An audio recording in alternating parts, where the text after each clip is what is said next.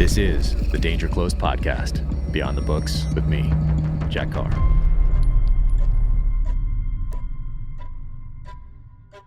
Welcome to the Danger Close podcast, an Ironclad original presented by SIG Sauer. My guest today is my friend Eli Crane. Eli is a former Navy SEAL who is the CEO of Bottle Breacher.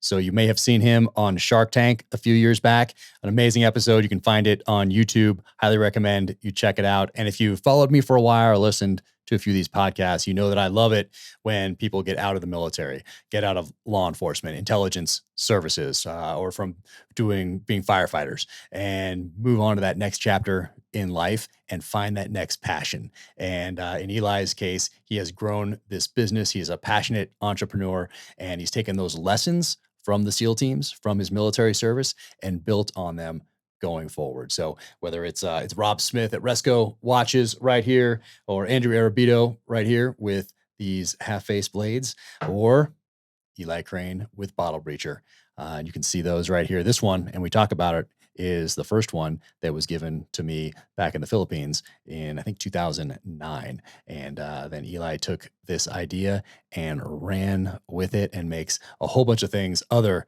than 50 cal bottle breachers. But if you don't have a 50 cal bottle breacher, I'm not sure we can be friends. So you can follow Eli on Eli, E-L-I, C-R-A-N-E, Eli Crane _ CEO, that's his personal, or Bottle Breacher on the social channels. And of course, you need one of these, a Freedom Frag.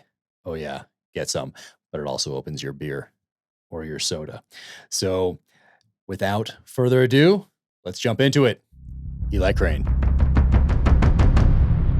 Eli, thank you so much for jumping on the podcast. Loving the shirt. Speaking of, it's going to be after this podcast airs, but in like 2 days, we're going to be in the mountains of Wyoming running around in the first ever SIG Hunter Games. Is that, and people keep thinking it's Hunger Games because it sounds very similar to Hunger Games. What's up with that? I didn't even look into it until they sent the information. Well, they sent the information a while back, but I didn't actually open it till a couple days ago. And it looks a lot more serious than I initially anticipated. I know you and I were supposed to be on the same shooting team, dude. But then they needed somebody to MC the event. So I'm going to be doing that. But yeah, dude, I think Tom and the gang at SIG realized that if they put 2 SEAL snipers on the same team, I mean, we'd be guaranteed a victory. So I don't think they thought fair to everybody else. I'm going to go with that. I'm definitely going to go with that because I'm a little bit concerned about my level of fitness these days, having done a lot more typing over the last 3 years and I've been doing working out. So I looked at the weather report and it's supposed to be like, today is perfect. It's like 63 degrees here.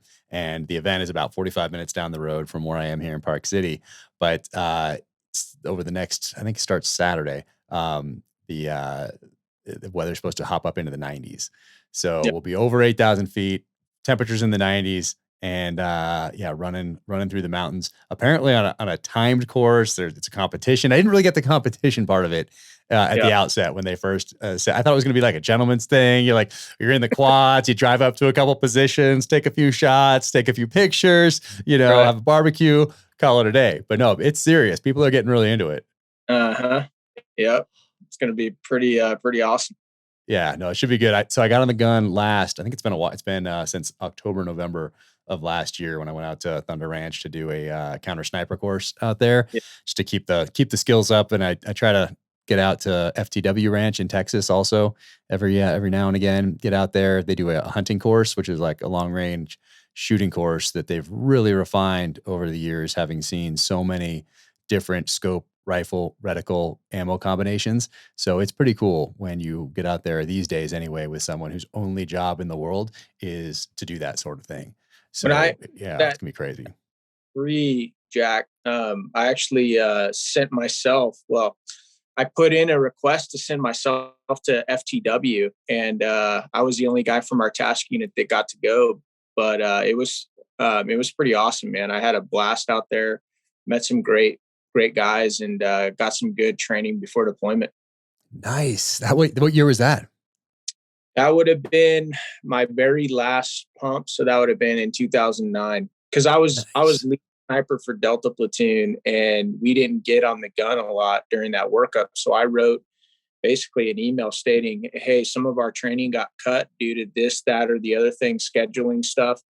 And I said, if we have to utilize these skills, as like that's a perishable skill. If you're not on the gun, if you're not working on it, you're not going to be ready. And so they agreed to, fund the trip. And it was wild, man, because I showed up to the airport with like 4 guns, like all this, night vision, lasers, thermals. Dude, I had so much crap that like I needed like 2 big old carts to carry it. And you should have seen the TSA guys going through my stuff. They were like, who is this dude?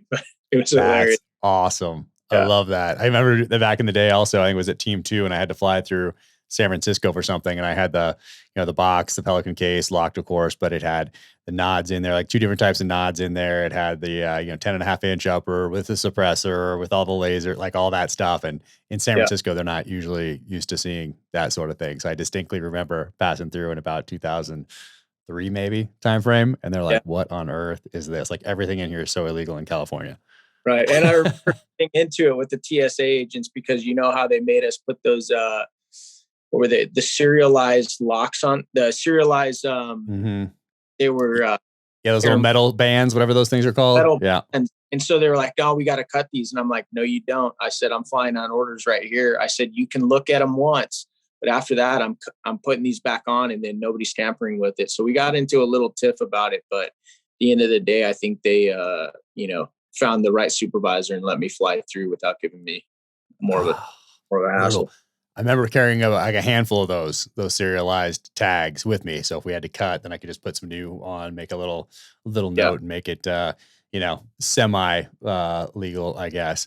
But, oh man, yeah, that's awesome. FTW, awesome place. Love getting out there. I think I'm going to try to get out there over this near the end of the summer, maybe, because every time I go there, I learn because that's all they're doing all day, every day. And they're seeing so many different scope reticle combinations come through there.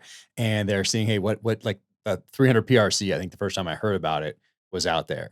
And, and so just seeing what's new, what's working, what they're seeing work, what's not working, how they're adapting, all that stuff. And then I get to take that and incorporate it into the novels. So it's a great place to go for me, not just for training, but to get those, get some ideas from the people that are working there. Cause they see so much stuff pass through that place. Absolutely. That's awesome. Awesome. Yeah. Dude, I want to go back with you for a little bit. So for people that don't know who you are, Eli Crane, bottle breacher, they may have seen you on Shark Tank. That's where I think a lot of people were introduced to you because it was such a great episode, and you guys crushed it on there. But going back even before that, when did you find out about the SEAL teams and when did you decide that was your path?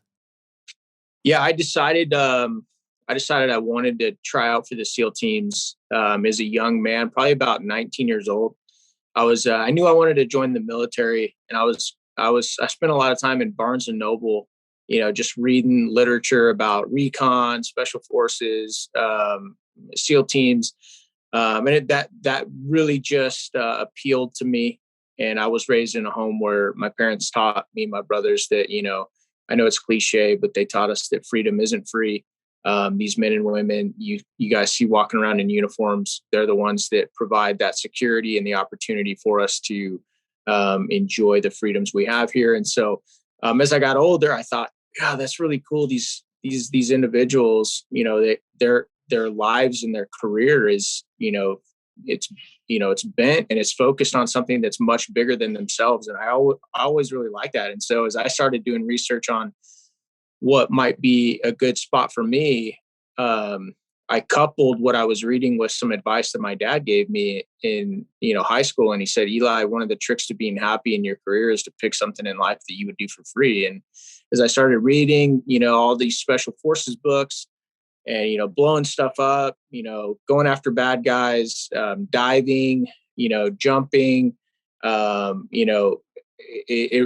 those things started really coming together. And then, one of the key pieces was, the literature I was reading from several sources said that the Navy SEAL training was the toughest training in the DoD. And I just really wanted to test myself in that way. And as I learned later on in life, one of the biggest questions that, every man has is, do I have what it takes?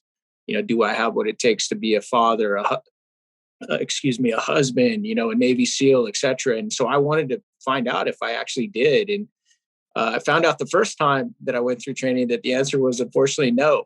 And so I failed the first time that I went through training, BUDS class 242. I made it through whole week the first time, was performance dropped a week and a half later. And then thankfully I got an opportunity to come back in a couple of years and class back up with BUDS class 256. I made it through that time. And then I went to SEAL Team 3.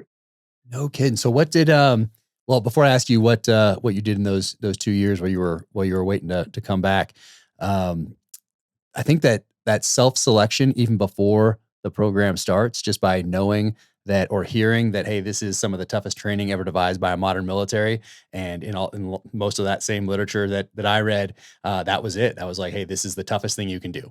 If you were to ask that Right. question, more broadly, hey, what's one of the toughest things you can do to test yourself? Right. Like with that literature, if you did that research and you dug deep, that pretty much BUDS was going to be the answer. It was going to be that program that filtered to the top. And so I think it self-selects people right away, because some are like, maybe not. Maybe the toughest thing isn't for me. Maybe the next couple down might be. I'll start there, or So I think it's awesome to have that self-selection before it even starts. And then of course there's another bunch of hoops you have to jump through just to get to BUDS. And then when you get there, of course, it's a whole different story. But so when you were waiting to class back up again, what did you do in the meantime? Where did they send you? Right. So I think it was important. That was a real interesting time in my life. And I think a lot of people go through, turning points like that where, you can go so many different ways. And I'll be honest and admit that as I was leaving the program, I had this like, kind of a victim mentality. Like, that wasn't fair. I didn't deserve that. I made it through Hell Week. They should have rolled me back, because like me and my roommate both went to an academic review board. We both failed life-saving. I failed it 3 times, and then they sent me to an academic review board. I'd never been rolled, just made it through Hell Week. And they were like, look, young man, they looked at my record. They're like, you're tough. But you failed to swim, you failed to run, and you failed an obstacle course. And probably more importantly than any of those things, you're ranked in the bottom 25% of your peer evals. And as you and I know, that's a big deal. And so they're like, hey, we're looking for the best of the best here, and you're clearly just not it. So they're like, we recommend you come back, in a year. Fortunately, it took me 2.5 years, but like I said, as I left there, I was like, this sucks, man. That's not fair, man. They should have rolled me back, given me a chance to, work on some issues. But at the end of the day, I'm grateful for it, because I learned a tough lesson that my parents had tried to teach me, and I thought I knew, but life is tough, and you don't always get what you want. And when things don't work out, instead of trying to deflect and blame other people, maybe that blame should have fallen on my shoulders, because I didn't do enough. I didn't prepare enough. And more importantly, when things got tough, instead of focusing on my brothers and the guys that I was supposed to be focused on and trying to help out, I was more focused on my own comfort and my own survivability. And so that was a wonderful lesson. It took me about a year to figure it out, quit blaming others, blame myself. And then, okay, Eli, what are the deficiencies? All right. You need to get stronger. You need to get faster. You need to be able to do, more pull-ups, push-ups, all of these things. But more importantly, when things get down, when things get crazy and chaotic, you need to learn to take your focus off of yourself and, the fact that you're tired and you're hungry and you're hurting. And you need to learn to focus that attention on the team. And that's a really hard thing to learn. It's really easy to talk about on a podcast, but, when we're all of us, because we're pretty selfish individuals, most of us, and so we tend to choose being selfish over being selfless. And so that was a hard thing that I had to learn while I was on that ship. I'd look for opportunities, when we were exhausted, or I was standing watch in the middle of the night, or, after a long day of work, and, several months of that, and just be like, okay, how can I put out for the guy next to me? How can I take the focus off of myself and being selfish in this situation? And that was one of the big things that I started really trying to hone in on. And even I even prayed about it a little bit, man, because I really wanted to be a SEAL, and I knew that if that was going to come to pass, that I had to definitely get my man bones and really figure some things out. Oh man, yeah. I think I don't know where I discovered this or found out how important it was along the journey, but being able to take accountability, but not just inside, but have articulating it, putting a name like to what you've done or contributed to, or whatever it was, and then coupling that with forgiveness along with it, like that has been so powerful.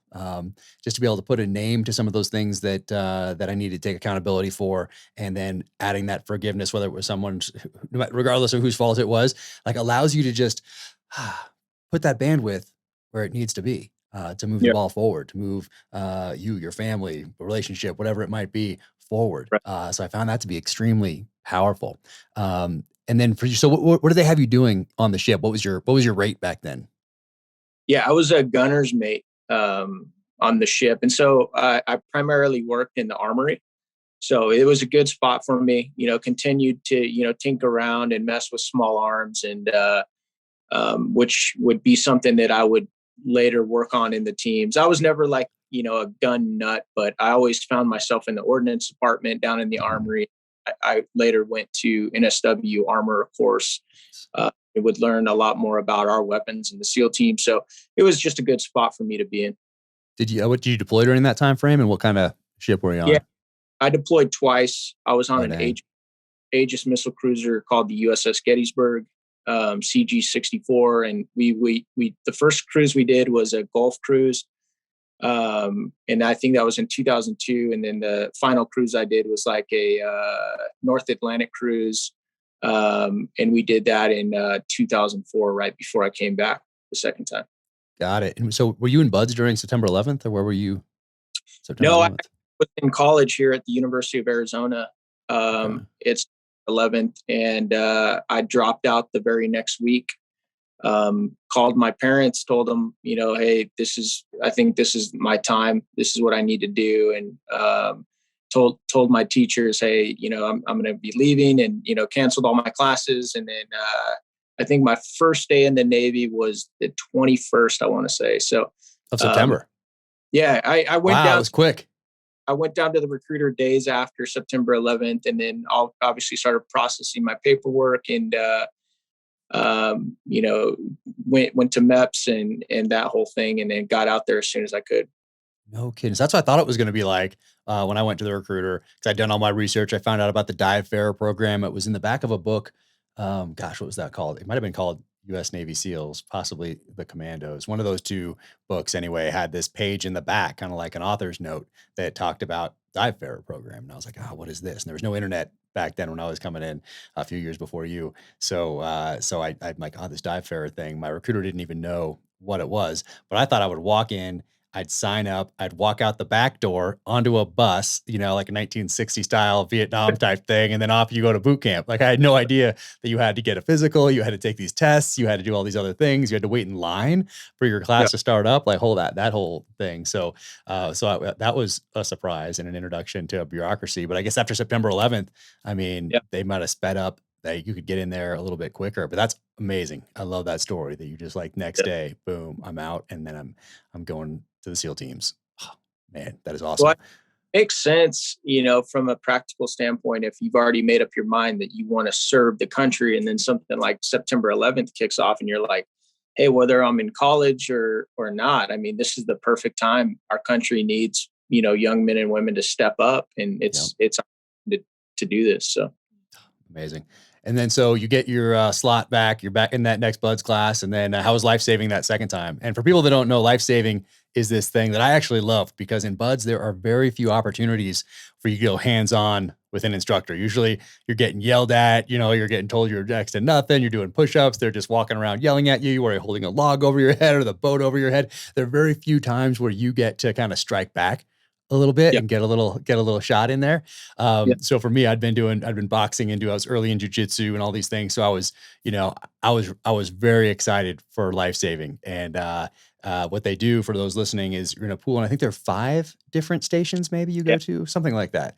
And each one of the people you have to save in the water is exhibiting some sort of a different type of scenario. They're maybe limp and just floating there. Maybe they're floating like to the bottom. Maybe they're combative. There's these different things, and they all have different body types that you have to do this with as well. So in you go, you swim out. They have some gigantic person that you have to like get to the side. Okay, great. Then you go to the next one, and he's combative and he's skinny and slippery and getting away. And so they have these different things you have to do.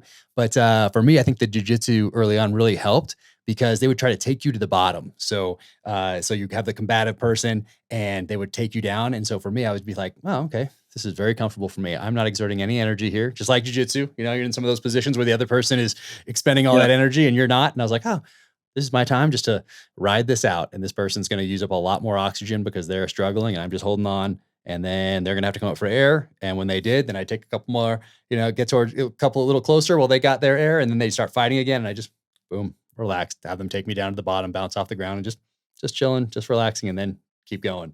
So I love that. That was like the one. What else could we do that with? There was like 2 things in buds where you actually got to maybe go hands-on with the instructor, but that one really stands out to me. Like, pool comp. For those listening, you put the tanks on your back, you're crawling across the bottom of the pool.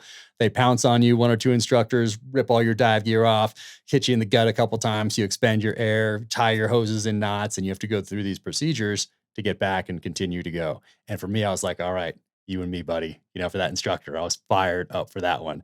Cause everything else, you're kind of just taking it and putting out. But those 2 events, life-saving and pool comp, I was like, yes, it's time. Let's go.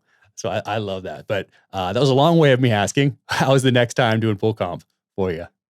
Everything was a lot better that next go round. I was just a lot more mature. I still, wasn't, where I wanted to be, but I had progressed a lot in my maturity and even, physical strength. But it was just so much better. I had a lot more confidence. And like I said, confidence in a situation like that it's a really big deal. I passed it right away and then moved on to, second phase. Nice. Then you go through buds and then end up at team 3. Was that your first one? Yeah. Right to team 3. And at this point, war is kicked off. People it's Force 21 time, and the deployments, these cycles are going. So do you hop into a platoon at the beginning of a workup cycle, or do you hop in midway through or right before deployment, or how does that work? Yeah, it was interesting for us. I think it was 6 of us actually went from Buds Class 256 immediately to Iraq. The only intermediate stop was SEER school. We all had to go to SEER school.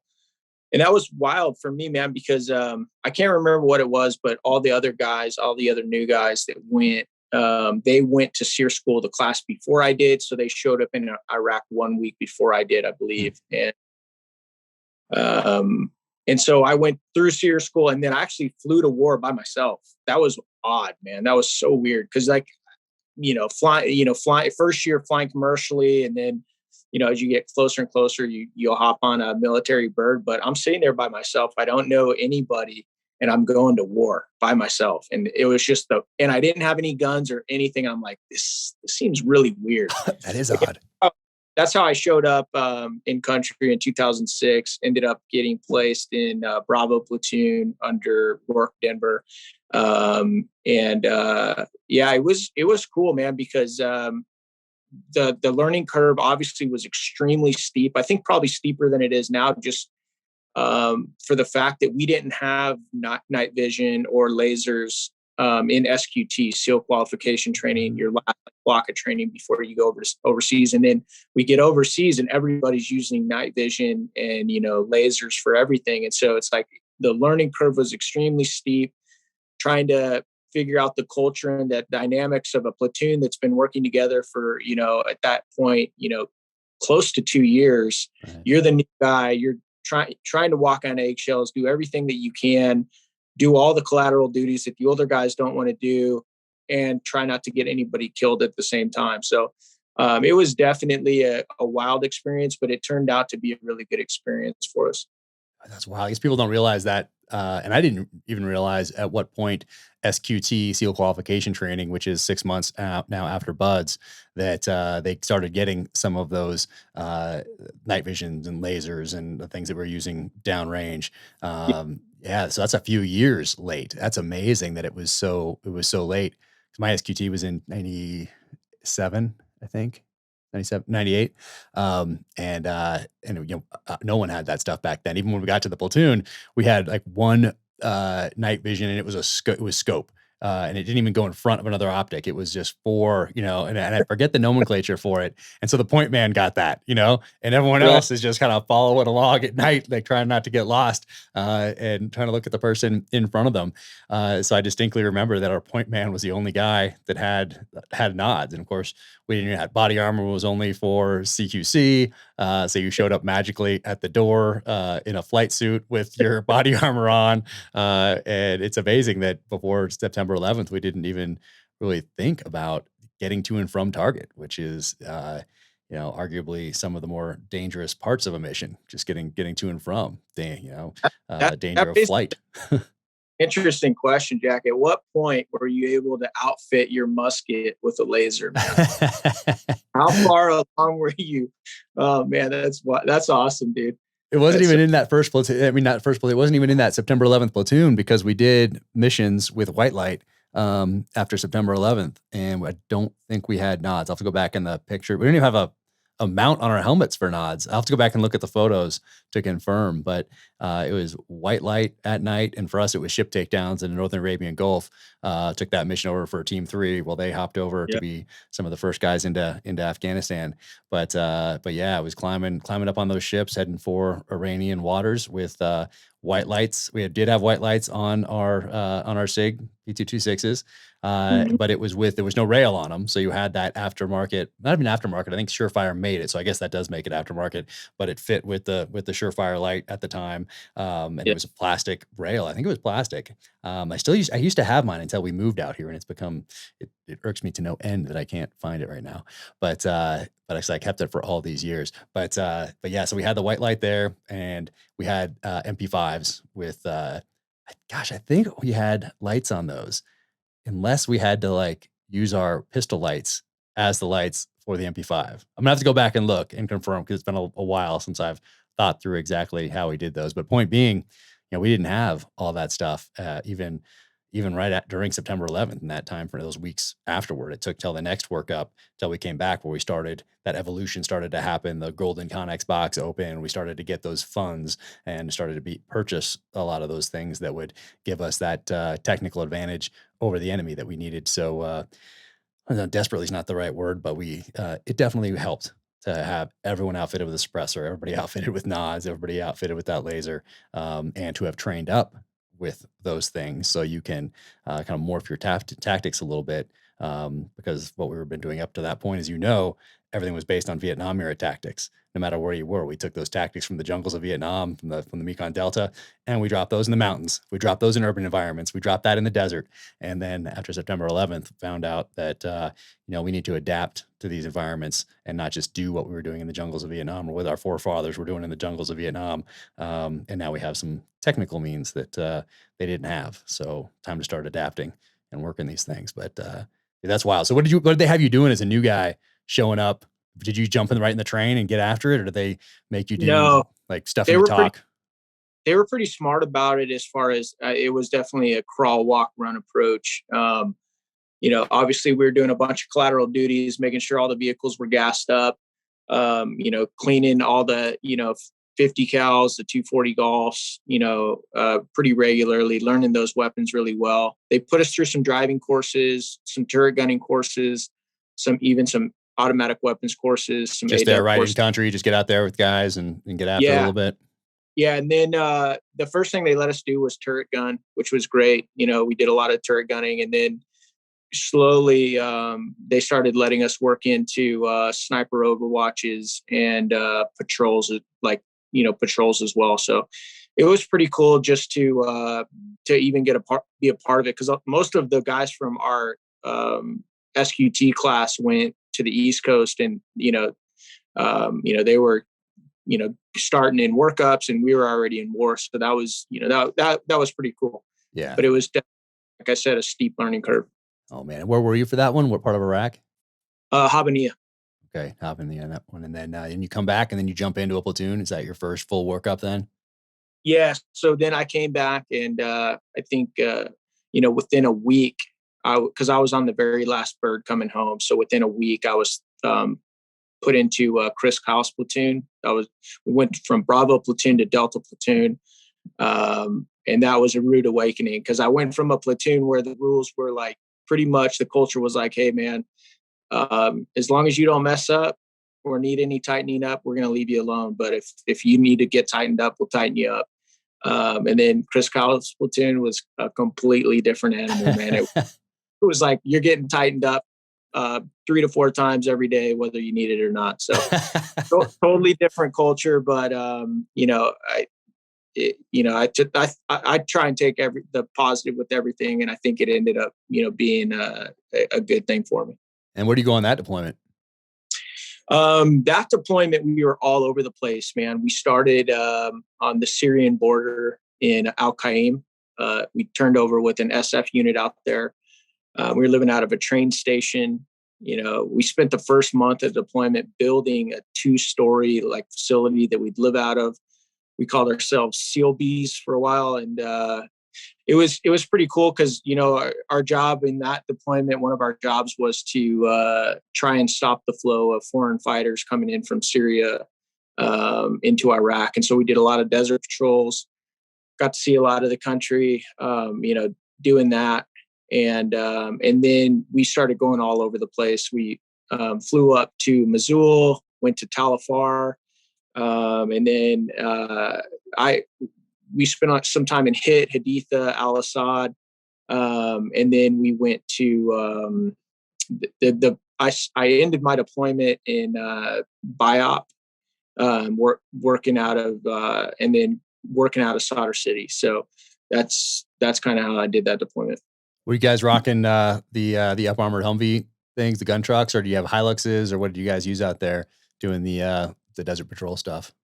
Yeah, we were rocking up armored Humvees, and then when the guys in Biop or Solder City were rolling the RG-33s, those were new at the time, and those are they look like up armored, kind of like Land Cruiser, Land Rover. They're big, awesome machines, and they have the V-shaped hull. So if you get hit by an IED, there's a good chance that people inside will survive. And the coolest things about ours, and this is what distinguished us from everybody else, is we had the RWS, the remote weapon system, on top of ours. So that's like a remote control 50 cal that you can control from the inside of the vehicle, kind of like playing a video game, which was nice. And it was really new for those of us that had spent a long time turret gunning, because I mean, as a turret gunner, you're the most exposed guy, and you try not to think about it much, but you know that the number one threat over there is the IED. And you know that if you get hit and you're a turret gunner with an IED,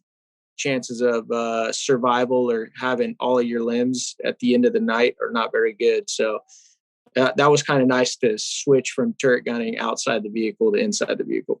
Jeez. And were they still doing in the streets, we're hanging like wires across the street, barbed wire across the street, right at head level, or they're trying to be at head level for turret gunners? I seem to remember that from 05, 06, going Ramadi, Fallujah, and back along there. Did they have that out there at the time? Is that something you guys thought about? The only things I saw low like that were like telephone lines. I didn't see any bob or anything like that, but thankfully we had those. We had Hipleys on the top of our 50 cals, those big IR spotlights, so you could see a lot of that stuff on nods coming from a ways off. And turret gunners, for those listening, like most of the times that we would stop and call in EOD for some sort of an IED, EFP type thing, it was visual from turret gunners up there, just being aware, looking for things that looked not quite right, which is tough because everything can be an IED. And they're adapting constantly, as are we. So it's this constant game of adaptation, especially when we're talking about how to conceal IEDs along a road maybe you've never been on, or if you have been on it, man, there's trash everywhere. There's dead donkeys. There's, potholes. There's all sorts of stuff out there. So a lot of that became like intuition and gut and instinct and that sixth sense that's been keeping people alive from the beginning of time. Well, those turret gunners, they're the only people out there that are really looking at that, because that guy that's next to the driver's navigating, the driver's driving, looking for things, but you're up there in looking for threats, and which includes IEDs. So when you're running that stuff, did you, what will you do up there? Were you looking, scanning near, far, just looking for things that were out of place? Like, yeah, how was that experience? Looking for everything, and that it kind of bothered me too, because, here we are, Navy SEALs in country, and our brethren in the Army, in many ways are flying around a lot. They're flying around in helos and stuff, which aren't as susceptible to IEDs. And I spent about a year and a half of my life, cruising around, the streets of Iraq, where IEDs are the biggest threat to killing you or maiming you. And I was thinking to myself, man, why doesn't NSW invest in, a helo squadron for the teams? Because I came from a ship where we had 2 helos on board, and most of the time those helos were either parked inside the ship, or their main job seemed to be underway replenishment, where they would go get mail bags from the oiler and then bring them over, or stuff like that. And I'm like, man, the SEAL teams are the tip of this fight. It'd be nice to see NSW be able to snag some up, but I mean, that is what it is. And, we made the best of it. But I can remember doing a joint op with SF, where, we were going to meet in this field outside a village, and then we were going to go all hit the village at the same time. I remember we drove 3 hours, to the village, and they flew in on Black Hawk in the field. And I'm just thinking to myself, what is wrong with this? Like, why can't we get this figured out? But yeah, we did a lot of scanning, we'd also have to, we were the first line of defense against VBIDs, vehicle borne IEDs, and vehicles that were getting too close. So we did a lot of throw-in crashes, flashbang grenades at vehicles that were not getting out of the way or coming up on our in our rear and just getting too close to us. That was kind of fun, but yeah. We did a lot of that. Oh man, so wild. And then you come back from that one, and do you do another workup or deployment, or do you go into training cell? What do you do at that point? Yeah, I came back, and thankfully I got to do another workup, and then still a team 3. Yeah, still a team 3, Delta platoon. We got 11 new guys, so went from being a new guy to one of the older guys in the platoon, and we got an amazing crop of new guys. Chuck Keating and Pat Feeks were 2 of our new guys. Both of them ended up getting killed, but I mean, we had some amazing guys, and then we went to Fallujah in 2010. So, oh dang, that's your last one? That was my last deployment. Yeah.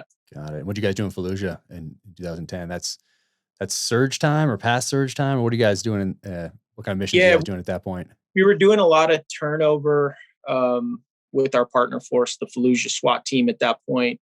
We also took on a pretty cool mission. I think there were 2 MIA U.S. soldiers at that point around the world, and one of them was suspected to have been his remains, or him period, he was suspected to be somewhere around Fallujah. His name was Troy Gilbert. He was F-16 pilot. He was bailing out some SF guys that were in a pretty bad tick, and he was shot down. They found a bunch of remains in the cockpit, which they thought was brain matter, so they didn't think that he was. Probably chances were that he probably wasn't alive. But I remember the briefing that they gave us before we started looking for him, and they had this old crusty SF guy come in that was embedded with us, and he gave us a brief of Major Gilbert, and showed us pictures of his family and his wife. They had 5 kids. They had 2 twin girls that were like 1 year old, both of them, when Troy was shot down. And so as a dad, that really pulled on my heartstrings. And it was like, man, we got to find this guy and bring him back, for his family so they can have that closure. And so we spent a good amount of that deployment going around, digging up grave sites, concrete slabs, anything that we thought was a credible lead to try and bring home Major Gilbert. That was a pretty important mission. But also, what happened we did with a that? lot. Thankfully, we didn't find him on that deployment, but they found him like 2 years later in the same areas that we were looking in. And so thankfully, his remains were delivered back home, and they got a proper burial, and his family got to get that closure knowing that, he's home now. And so that was cool. And then we also did a lot of FID with the Fallujah SWAT team. We did some DAs, and we weren't allowed to work as, sniper overwatches were outlawed at that point. They were trying to de-escalate things, and I found that snipers rarely do that. I think that, Oh yeah, we've talked about this before. Yeah, crank things up a little bit, but yeah. And my job during that deployment, I was the point man. I was the lead navigator, and the lead sniper in our platoon. So that was that was a really good deployment for me with an amazing group of guys. And, that's what we were doing. And so when did you decide that it's time to move on and turn the page and get out? How does that all evolve? Yeah, I pretty much made the decision on that deployment. And I was just like, all right, this is my fifth deployment in Navy, third in the teams. I've got a young daughter. I think she was 2.5 at the time. I was tired of watching her grow up in pictures. So I actually re-enlisted on that deployment because I wanted to give myself time to plan the exit. And so, one of my old chiefs told me that if I came and worked for him at the NSW recruiting directorate, he would let me go to college in the afternoon. So I wanted to finish up my degree because like I said, I dropped out of college right after 9/11. So I started taking classes to finish up my degree, working for him. And it was an interesting department because we don't recruit. You don't recruit SEALs. Like if you have to talk guys into that, they won't stick. So it was more. That's that self-selection part we talked about at the beginning, like taking that initiative, finding out, hey, what's the hardest thing I can possibly do to test myself? Oh, SEAL teams? Okay. That's where I'm going. So that's interesting. So where was this recruiting director? Is that the one that's attached to in San Diego right there across the street on Amphib Base? Is it that command that does that? Or was it like an actual recruiting station somewhere else? Yeah, it is now. It wasn't back then. It was right above the grinder. Okay. Yeah. But the same thing, that's their mission. Okay. Got it. Same deal. The leapfrogs are actually out of that same command as well. It's just because you raise awareness. And what they did was the Navy did a Gallup survey, I think like, I don't know, probably like 10 or 15 years ago. And basically they wanted to move the needle on ROI. Like if we're going to spend, $30,000 to $40,000 just to get a young man to buds, we want to bump the attrition rate up, bring it down to where we actually have more guys that are making through training. And so they did a survey to find out with analytics and data to find out like who was making it through, who wasn't, are there any commonalities? Can we find any, any target points or areas that we can do a better job targeting candidates? And what they found is there were 7 sports that were doing well in SEAL training. And obviously the sport I played in high school, football, wasn't one of them. So was it what, wrestling, water polo? Like what? Yeah, water polo was 1. I think swimming was 2, wrestling was 3. Then, it went down the line. It was like crew, cross country, and a couple others. But we spent most of our time with water polo, swimming, and what was the other one I said? Wrestling. Yeah. And so we just to like wrestling camps or water polo tournaments, and we would we would show the kids a video. We would put them through a SEAL screen test, and then we would just be like, all right, if you guys want more information, we'd give them the sealswick.com website, and they could go look for themselves. And that was my job for a while. I got to work with went to the USOC, the U.S. Olympic Committee, got to work with some of their athletes out there. And as they prepared for the Beijing Olympics. That was kind of cool. And then went from that command to my final command, which was NSW Group 1 trade it. So that was on the West Coast. Those are SEALs that put SEALs through training, and I got put in MAROPS, Maritime Operations, and I would become the LPO of VBSS before I got out. So, which is Visit, Board, Search, and Seize. Jack was talking about that a second ago. Training on how to take down a ship. That's a very dynamic environment, as Jack can tell you. And I mean, there's, threats everywhere. And because ships are so small, they have to utilize their space better than you would in a house or an apartment. So everything's like a secret compartment, and you really have to learn the ins and outs of a ship, and then how to take control of it, how to drive it once you've taken control of it, where all the possible booby traps and threats are. And even before all of that, you have to figure out how to get on board the thing, and so it was a really dynamic environment, and I'm grateful that I got to do that job primarily because there were so many things out of my control, very few things that I could control. And it really helped me to run a business after I got out, because, business is the same way. There's certain things you can control. There's so much that you can't control, and you need to have contingency plans built into your operation, and learn to stay calm and just solve problems. And that's what VBSS is. Yep. No, aggressive problem solving. I think about that both on the business side of the house, which there is in writing, which I didn't realize before I stepped into this realm. I thought you just wrote and then sent your book to New York, and that was it. I didn't realize you have to do all the things you'd have to do for any business, marketing and advertising, social media, outreach, budgets, like everything involved with any business you do as an author if you want to grow that readership and not rely on someone else to do it for you, who only has a certain amount of assets to allocate, and they have to prioritize. So, you have the opportunity to build some things out. But even also on the written page, same thing. I'm aggressively solving problems just like I would in VBSS, just like I would on the battlefield. But if I screw something up, I can come back and edit it the next day. It's not the consequences aren't nearly as dire as it is in real life. But VBSS is interesting because it kind of got, took a back seat to everything else that was going on because of Iraq and Afghanistan, and we just wanted to hit targets in Iraq and Afghanistan. But it was interesting to have done that mission in real life for a deployment. I mean, I wouldn't have chosen it. I would have chosen after September 11th, right into Afghanistan, which is what we thought we were going to do. Instead, we did the shipboardings. But now I'm grateful for that, because it's the only time in my entire time in uniform that I got to do that, and to have an enemy that's stringing barbed wire up so you can't throw a fast rope out of a helicopter, so you're relegated to coming in on the ocean, and then to have them choose the time to move out of Iraq to try to get into Iranian waters, and to choose the worst weather possible to make it as hard on you as they possibly can. So small boat advisory. Okay, guess what?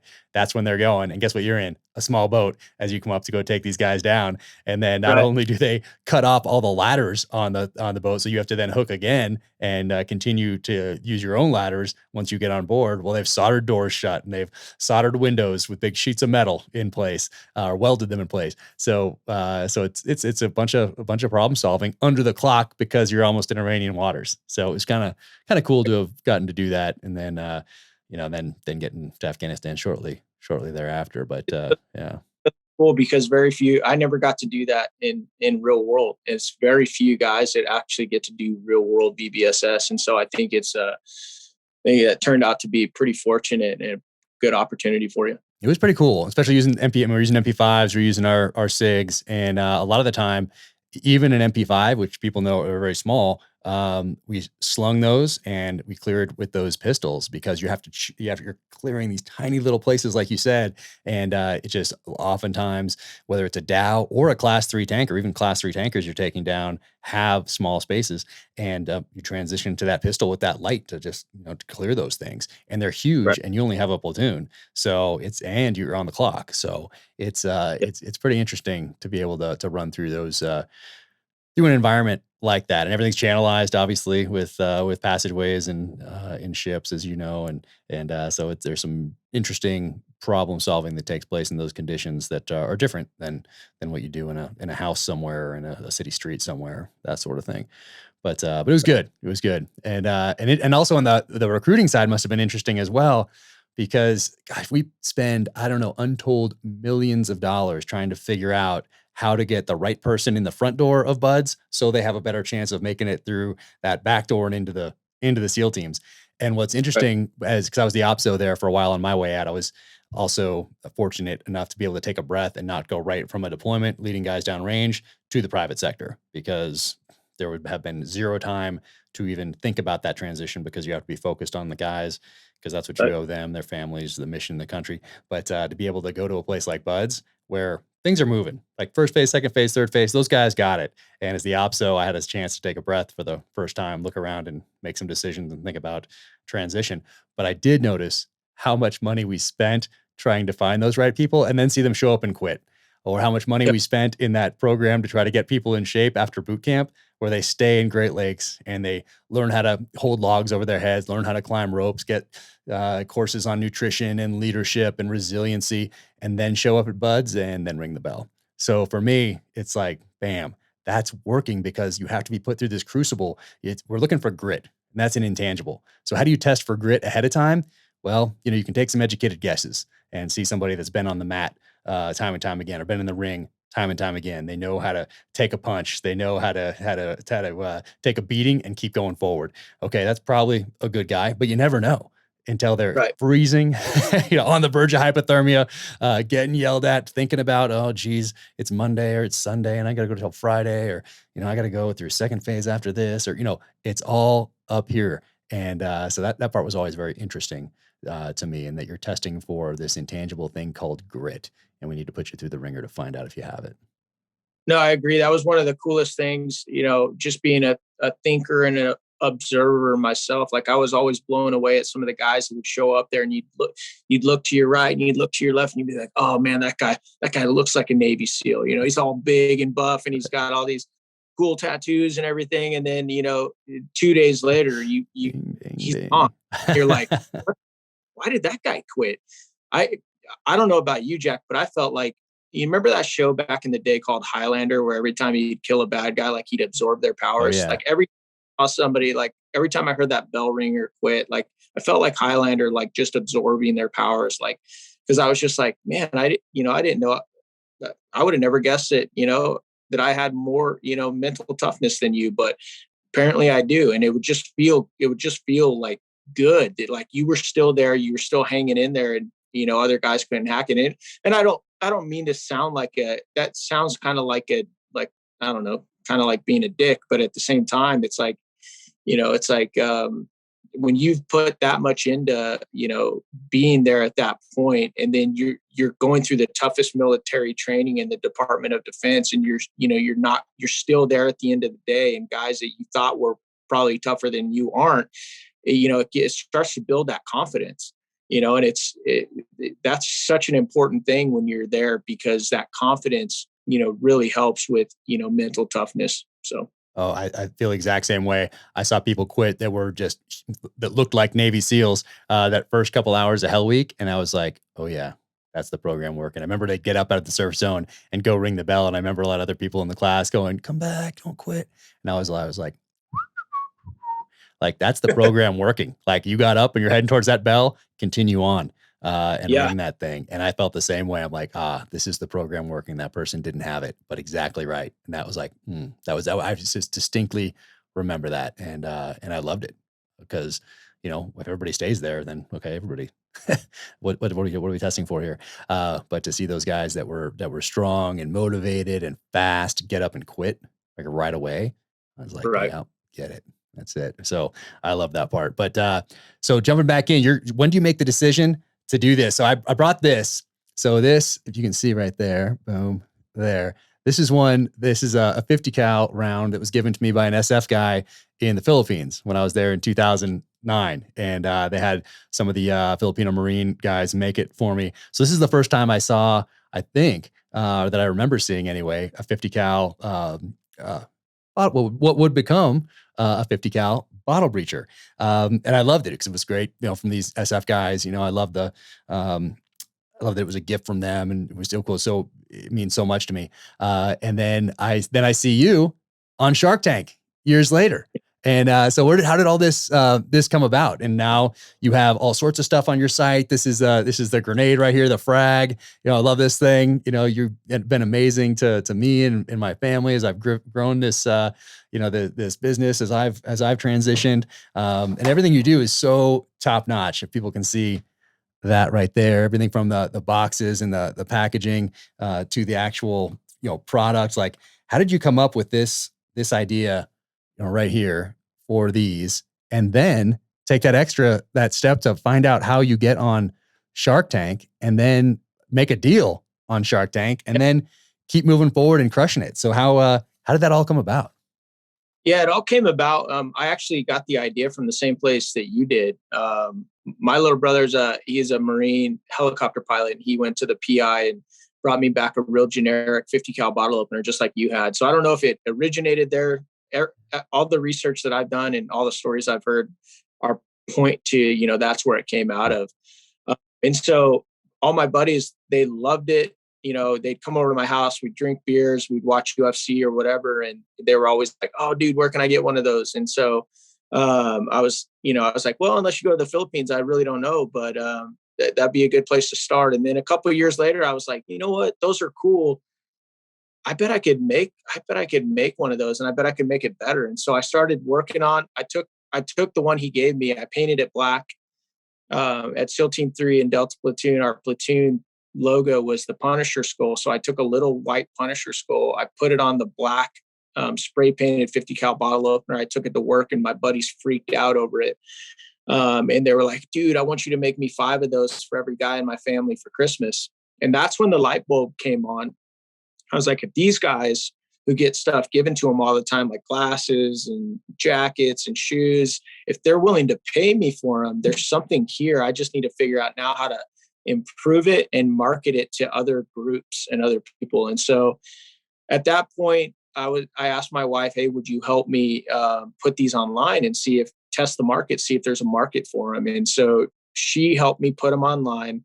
And by that point, there were a couple little small, like boutique shops that were making these things, but nobody was like putting the detail and work into them that we were. Everybody was just like, just making them pretty generic, and they were all brass.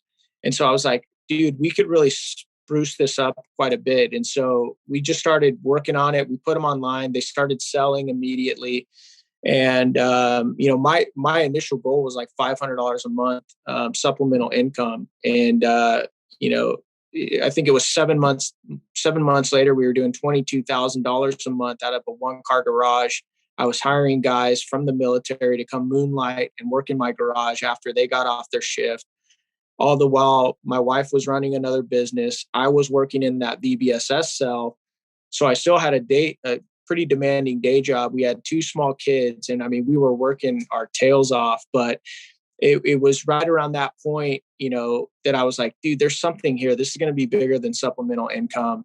And we were watching Shark Tank, and I was like, you know what? I know that if I could get on that show, I was like, we could kill it. Because I just saw the magic. I saw the growth in this thing. I know that it's a TV show, and so much of it is based on the story. Yeah. They want a good story. They want to get people that watch the story to care about the product and the people behind it. And I was like, I know we could kill it if we got on there, but it was the bullet. And I know that, mainstream TV and media, they're not all about, that type of stuff. So I knew that would be kind of a difficult thing for us, but nevertheless, I went and I did an open casting call, and they loved it. And, they were like, "Hey, we want you to move on to the next round. You have a week to make a video." And, within a couple months, Jen and I were, down in LA at Sony Picture Studios, actually pitching to the Sharks. And it was wild because I was still in the Navy at that time. I was on terminal leave. And so, it was kind of crazy how the timing worked out to go from, the SEAL teams right into a business that's, on the verge of just blowing up. That is amazing. So when you go and you get that casting call with them, are they all there? So you've met them before you go on the show for the real deal? No, you don't. So the way it works, and it's kind of brutal, man. They bring out more people than they need, and it's just because, I mean, they need to. They're the ones fronting all the investment, right? So you get it, but they fly people home that they've flown out to LA that never even get to pitch to the Sharks. That happened to a friend of mine, SF dude, and I really liked his idea and his company, but he didn't get to pitch. But so me and Jen got out there. The first thing you do is called pre-pitch, and you pitch. You do your pitch to a bunch of like executive producers, directors, etc. Okay. Casting members. If they think you're going to project well and make good TV, then they bring you back the next day where you'll have a chance maybe to pitch to the Sharks if things don't go too long. Because the company in front of us, they went for 2 hours. The average pitch is 45 minutes. So if you get to the end of an 8-hour day, and too many companies have gone long, they'll just fly you home. Wow. And so it's a real risk, man, but obviously it turned out for us to be a blessing, and it went really well. And we got in there, and we were in there for like an hour and 20 minutes, and we got to deal with Mark Cuban and Kevin O'Leary. And, it was just a phenomenal experience. Oh, so that's the filming right there. Yeah. So they're filming that. Okay. Got it. So some people could think they're actually going to film, and then they get flown home. Well, here it goes another step further, because even if you film, even if you get a deal, they tell you they still might not air your episode. Got to edit. Yeah. So it's crazy, because what happens is as an entrepreneur now, you're forced into a massive decision. You come home and you say, okay, look, this is what could happen. They could air this episode, and 12 million people might now see our product.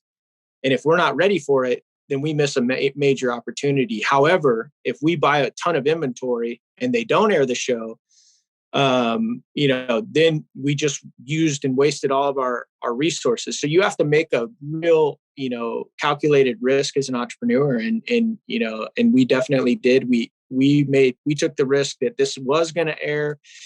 And even then we weren't even close to being ready for, what hit us, but we did everything that we did to be prepared. And more importantly, we were ready to adapt and, solve the problem. How long do you have between the end of that taping and then when they air it? In your case, it might be different, depending on a whole bunch of different factors. But for you, how long was it between when you did that taping and then when they actually aired the episode?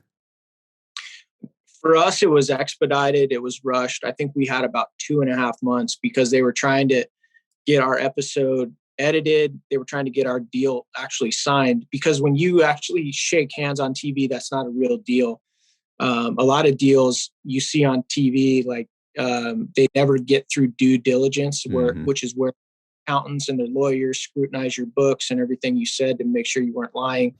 And then and that goes the other way too. But they wanted to see if they could get us on the Veterans Day special. So we had about, I think, 2.5 months to get everything ready before the show aired. So you're just making just 50 cals at that time. So you're just making those as many as you can to get ready in that time frame.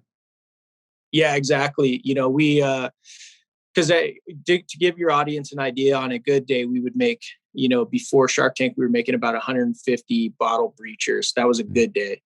When we woke up the morning after Shark Tank, we had 60,000 units to make. We had 20,000 emails. I mean, it was just like, and that was with our website crashing within seconds of it airing on the East Coast. Because you'll do an airing on the East Coast, then it comes to Central America, and then you got a West Coast airing. The East Coast is always the biggest, but our website crashed after seconds of it being on the airing on the East Coast. And thankfully, I'd learned from the SEAL teams, 1 is none, 2 is 1. So we made sure that we had a backup website to collect sales in case the website did crash. And so we had our Etsy store up. We had a banner that was already made, like, hey, if the site goes down, throw this banner up on the website. Hey, go over to Etsy Bottle Breacher and purchase a gift. So we were still able to collect sales. But some of that military training was already coming in handy. That is good. I should have paid more attention during those 20 years in the military, because I think I had a similar problem after this last book launch where the website got so much traffic that it crashed or stalled or whatever happens at that stage. But so I think we switched over to a website that could handle more traffic, I think. But I mean, great problems to have, right? Amazing. Right. And then is that like your not the first time, but is that when you're like, okay, we're all in on this, let's do it. And it's time to expand. It's time to build this thing out, to maximize its potential. Yeah, absolutely. And so it was crazy, man. We went from like 6 employees to 35 employees in 2 weeks. And, that would, grow and contract depending on the, time of year over the last couple of years. But it was cool. One of the things that I found interesting was, people always try and keep you in a box, like critics. And it was funny, man, because the next product we launched was like a coaster with our logo on it. And I remember getting messages on social media being like, oh, hey, no, you guys are the bottle opening guys. You can't like throw your name on, other products. You're not a brand. And like just hearing stuff like that. And I've always been the type of guy. I love it when people tell me I can't do something, it makes me want to do it even more. And so but in my head, what I really wanted to build was a brand so that it wasn't a one trick pony. We could keep it interesting. I could, be creative, and just, because honestly, at the end of the day, if my heart isn't in what I'm doing, if there's no mission, then I can only do it for so long. I'm just wired that way. So I had to figure out ways to incorporate mission into what we were doing, whether it was hiring veterans, working with nonprofits, working with other veterans that were coming out of the military that wanted to be an entrepreneur, just anything like that. I had to find a new mission. And that's something I highly recommend to any veterans that are watching this show, is that the mission doesn't have to end when you get out of the uniform. You can find new ways to serve. And if you don't, there's going to be something missing in your soul. And we're just hardwired that way. Oh, man. So how many people do you have working for you now? Yeah, we have about 13 people working for us now. So it's, it's smaller than it was. And, honestly, that's usually the trajectory of about 90% of Shark Tank companies. You go up, you get all that exposure. And then especially if you have unless you have a consumable product where people have to come by, like a coffee product, yeah. Right. Something that people need. You got your Black Rifle coffee there. That's right. Or ammo, or, sticky notes, like all those sort of things. Mm-hmm. And that's been one of the cool things about entrepreneurship, is just learning okay, how certain businesses work, when their peak times are, what their weaknesses are, what their strengths are. And, being a gift giving product, it's like, you don't need to buy a bottle breacher every week. You probably could buy, one, or, a couple gifts a year and you're good to go. And so just trying to figure out, okay, where are we at in this grand scheme of things, and how, if we want to grow this business, like how do we do it? And, that's been a real cool education for me. And you have a ton of stuff now. Like, it's obviously not just bottle breachers. Like, I have this Frag here. We have the bottle breachers, but on your website, I was just going through it again to see, because you add things all the time. And there's so much more on there. It's so cool. It's so cool to see how you've grown beyond this, how you've moved from the SEAL team. I love when guys get out and then crush it on the outside, especially when they find, that niche, find that passion, combine that passion and that mission and drive forward, which you've done. And you do a lot of giving back too. Like, I saw you have multiple different foundations that you highlight on your website. And then you're always zipping around, it seems, talking to, I don't know if it's conferences or businesses, but talking about entrepreneurship, talking about transition, talking about resiliency, talking about these things, and sharing your lessons. Like, you share your lessons at every opportunity, which is it's noticeable from the outside looking in, and that is very cool. So when you do that, what are some of the top things that you want to impart? Whether it's guys transitioning from the military, from professional sports, from one job to another, whatever it might be. What are those top things that you focus on when you're passing on those lessons? Yeah, and I appreciate the opportunity to talk about it. I definitely, one of the biggest things that we get to do is definitely talk about, entrepreneurship, and, how a lot of veterans tend to thrive in that field, just because I think we're used to doing more with less, and we're used to solving problems and thinking outside the box. So we'd love to do that when we get the opportunity. The other thing I love talking about is, for me, faith. My faith is such a big deal to me. It's, it's been the foundation and the bedrock of, why I'm still going today, why I'm still looking for opportunities to try and help and serve and bless other people, because I know that this life isn't about me.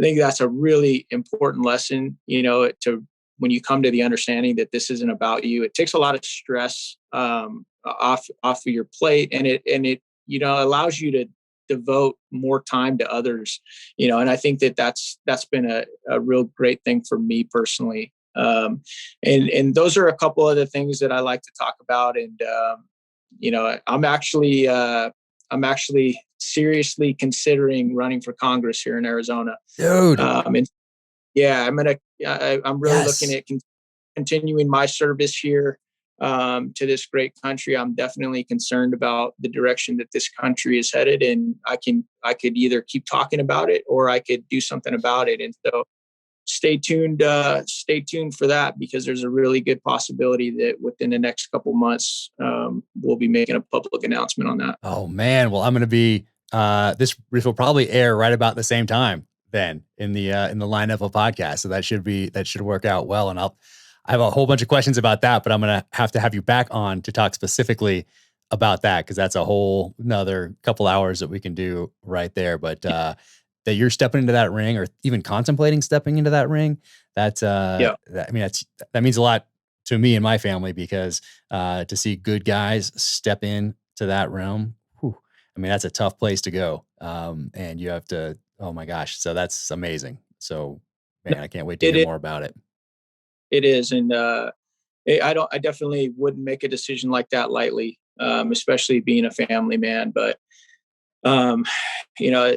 a wise man once said that evil triumphs when good men do nothing. And I think we need a lot of courageous men and women who are fighters, who are willing to jump on the sword and in a way be drugged through the mud, because it's true. Ronald Reagan said it a long time ago that freedom is always one generation away from extinction, and so we take the freedom and the prosperity that we have in this country for granted. And you see what the result is when we do. And so I want to do my part to make sure that the next generations, have some of the same freedoms and opportunity for prosperity that we grew up with. No, exactly. I talk to my wife about that all the time. It's a nightly conversation in this house. We have kids, 14, 13, and 10.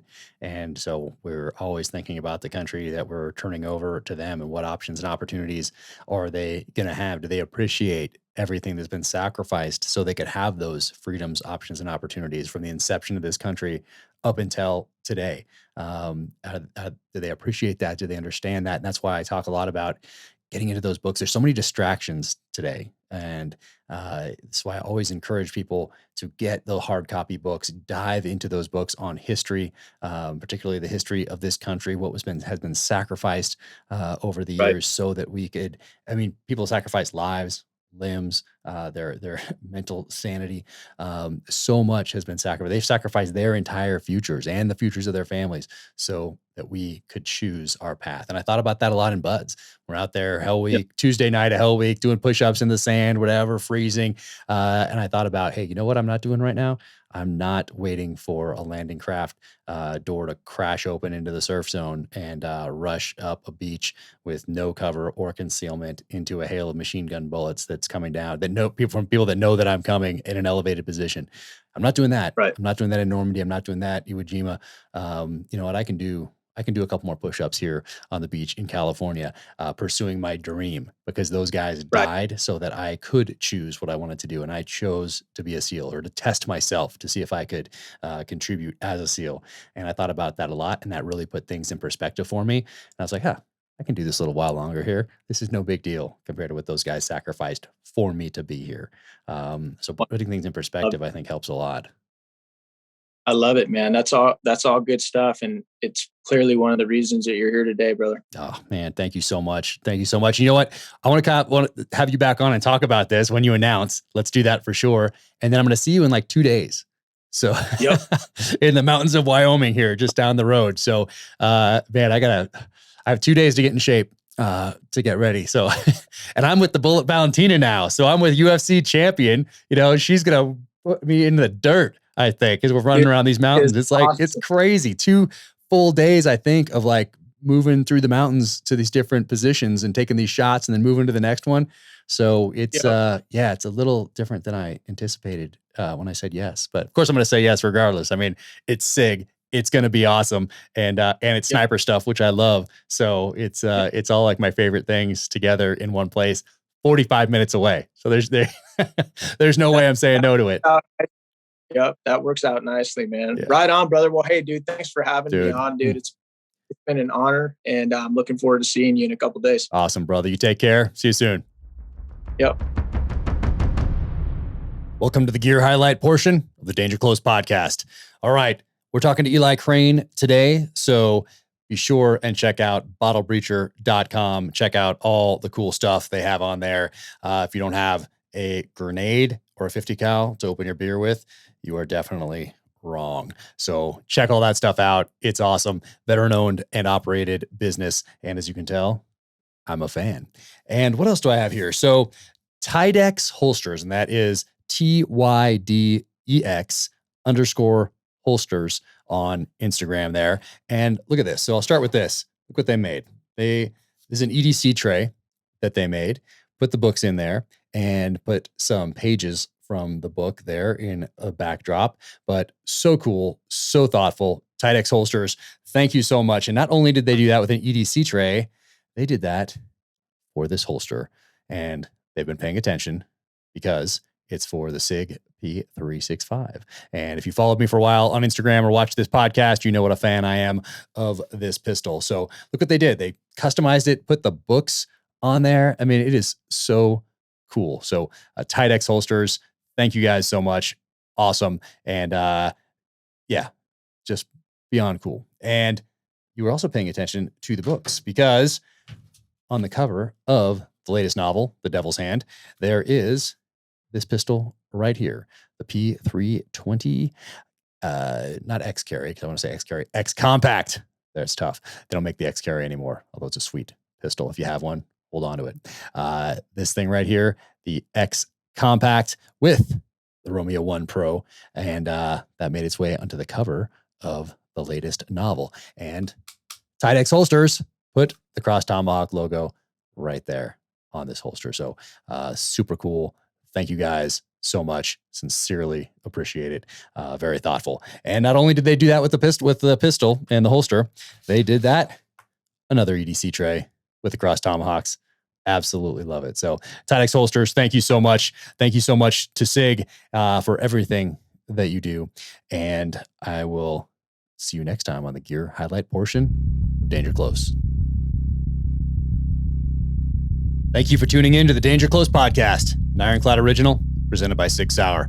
If you like what you heard, be sure and leave a 5-star rating and review wherever you get your podcasts, Spotify, Apple, YouTube. Help us beat some of those big tech algorithms. And remember, you can find Eli Crane at Eli Crane. That's ELICRANE_CEO on the social channels, and also at Bottle Breacher. And you can follow me at Jack Carr USA, or check out the website officialjackcarr.com. There's also a podcast Instagram, which is at Danger Close Podcast. So you can go back and easily scroll through guests to find one that might jump out at you to then listen to or watch. So thank you so much for tuning in. Stay safe, be strong, keep fighting. And a special thank you to Schnees. I've been using Schnees boots for over a decade now. As you can tell, for these ones right here, just some of my favorites. These are the granites. I think every hunter should have a pair of these in their quiver. But these guys right here, these are the ones that I wear when I'm going into the backcountry and hope to come out heavier than when I went in. So right here, granites, awesome boot. Absolutely love these. You can see these have been worn quite a bit. These are some of my other favorites right here. So these are the Hunter 2s. These are, I would wear these all day, every day if I could. But amazing boot. Love everything they have going on over there at Schnees. So be sure to check them out. I have some new boots now. I think I have 10 pair right now. My wife has a pair. And then I just got a couple new pairs. And right here, these are the Beartooth. I've wanted these for a while, so super excited about trying out the Beartooths. That'll happen this summer and fall. And then the Kestrels right here. So those are a couple new pairs that I have in the arsenal that I'm looking forward to checking out here soon. So if you haven't heard of Schnee's, check them out online, check out their story, check out their Instagram. The boots they make in an Italian boot factory. So those are handmade in Italy. The only place you can get them is through Schnee's directly to you. So you're getting more boot for your money. And every part of these things, you can just tell how much care and how much time, energy, and effort goes into these boots right here. And what's also great about Schnee's is that you can go visit them in Bozeman, or you can give them a call and tell them about where you're going to hunt, what you're doing, and they can make some recommendations for you right there on the phone. So Schnee's, thank you so much. And I'm going to read this part because you get 10% off. So I don't want to mess this part up. When you shop at Schnee's, and that is SCHNEES.com, make sure you use the promo code JACK21, JACK21. When you do, you'll save 10% off your pair of Schnee's boots and logo wear. These handmade hunting boots usually sell out fast, so grab your pair today. Take care of your feet. Don't compromise. Upgrade to Schnee's. Again, that's Schnee's, SCHNEES.com, and promo code JACK21.